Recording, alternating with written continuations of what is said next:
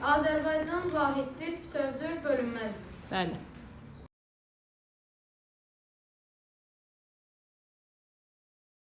Ayşə, ayağa qalx qızım. Bizim bu dərsdə əsas məqsədimiz nə idi? Ölkəmizin şəhər və rayonlarının yerlərini öyrənmək. Bəli, aferin sənə. Öyrəndiyi yerlərini uşaqlar. Bəli. Ölkəmizdə tanımalıyıq ki, ölkəmizdən dünyaya da çıxış edə bilək. Özümüzü alqışlayaq.